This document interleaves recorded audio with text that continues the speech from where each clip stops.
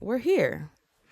And I I'm still digging into this whole Jade Cargill, Bianca Belair, Naomi thing, right? I keep scrolling my timeline on Twitter. I keep seeing the images, the screenshots, the theories and stuff. And it feels to me like there's more to Bianca than we think. While I understand that she was distraught, she was in a panic, she was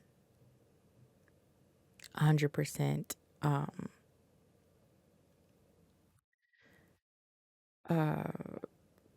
in a world of hurt, something still isn't sitting right.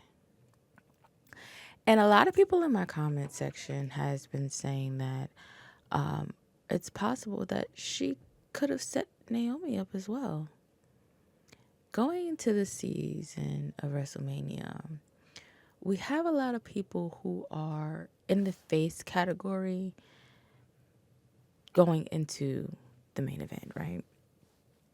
So Rhea Ripley is considered a babyface at the moment. Wouldn't it make sense to turn Bianca instead of turning Rhea again? Why not do that by actually it being Bianca, the person that attacked Jade before her match for that qualifier for the U.S. Women's Championship? A lot of people in my comments have been saying, what if Bianca dressed up in Naomi's glow gear to attack Jade? But then I look at the outfit that Naomi had that night, and she had on the black and yellow polka dot trench coat, like fur coat. So I'm not seeing where that could fit in. She didn't really have anything to glow in that night, but that could tie in with maybe Jade only seeing like a flash of yellow before she went over, you know? I also still don't want to count Bayley out because remember, Bayley was immediately put in Jade's slot after the attack. I also we all saw her for months trying to get on Bianca's good side after attacking her for damn near 3 years. So it's like a up in the air. My good friend Bree said, "What if it was Alexa?" And it just went too far, you know? It's like a lot of things that's floating around, but we can count out Liv Morgan and Raquel Rodriguez. We can. But as far as Bianca being the one to had orchestrated the attack and could have possibly participated in the attack and then went out and had her match and just put on her best acting face, I'm not ruling that out either. I don't think I would ever rule something like that out because she either wanted to get out of the tag team scene or she really wanted Naomi to be her tag partner.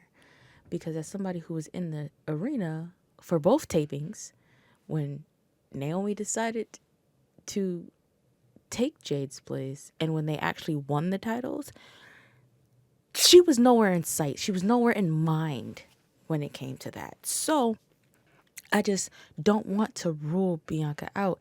And I've said on several occasions on my TikTok account, hey, why was she the only person to enter her chamber with her jacket on? Everybody else took their jackets off before they got into the chamber itself and into their pods. She didn't take hers off until Jade's music popped. And then on top of that, there was nothing she could do because she was locked in a pod. There's also people who are throwing out the idea of maybe Jade knows that it was Bianca, and because she couldn't get to Bianca, she took out Naomi instead. Because if you notice, Naomi didn't fight back at all. Like, she did not throw a single fist. So we're up in the air with this, and hopefully we'll find out more on Friday. I'm pretty sure Bianca's gonna be on Raw on Monday to watch the match to see who she'll be facing at WrestleMania, whether it's Io or whether it's Rhea. Hopefully they don't make this into a triple threat because nobody asked for that. But come Friday, we are going to need some answers. There has been no medical update on Naomi. Jade just posted a fire fucking promo on her socials that were so great. All those pictures that we've been seeing of Jade as of late, like the one of her covered in blood, the one with the scar on her face, the purple with just like you can see her eyes, all of that came from that one video shoot that she just dropped upon us, and she's been waiting for her comeback to do so. Going back to the Rumble as well, not the Rumble, the Elimination Chamber. I keep saying the Rumble, I don't know why, but going back to that, right? Bianca and Naomi were dressed in white. Yes, they were in their Cowboy Carter inspired gear, but they were dressed in white. Jade came out in all black. She came out in all black. I also want to go back to some of Jade's old posts on her TikTok after, the big three was formed. Remember when Kendrick Lamar dropped that verse on Like That? Mother the big three. It's just big me. Right? She used that sound. She used that sound right at the beginning of the big three. So I'm seeing maybe Bianca and Naomi took note of that. And maybe that might have festered for a while before they couldn't take it anymore and just decided to take her out. I just want everybody to just think of everything that could be possible here. I just want everybody to think of everything that could be possible. She's always captured everything one of one, So it's like the tag team thing really wasn't her thing, but that's where she was. It's not really Bianca's thing, but she was there to help elevate Jade to where us as the fans would love her, as if she wasn't already loved coming into WWE, but that's what they wanted to do. So, with that being said, I'm not ruling out Bianca Belair as one of the attackers or the attacker. I'm just giving you guys what I've seen and what I can put together. So, I'm not ruling out Bianca Belair. I'm damn sure as hell not ruling out Naomi. Bayley is still in the plot too, because Bayley was always my initial thought. You guys can go back to that very night on my accounts. I said, who attacked Jade and why was it Bayley? Then Naomi started advocating for Bayley to be in that spot. Then Bayley got the spot.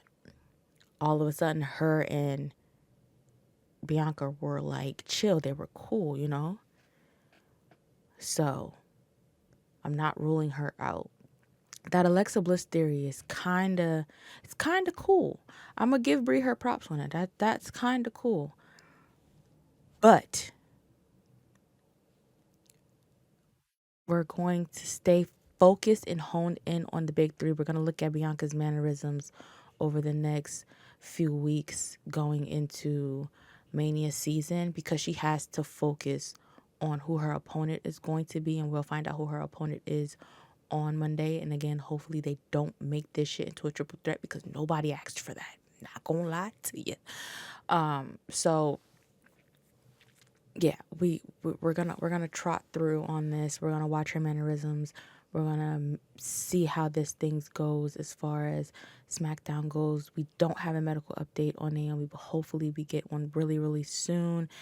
I don't know if I mentioned this, but a lot of people are saying Naomi literally did not fight back when it came to Jade. She didn't fight back. So that's up in the air as maybe she didn't actually do anything.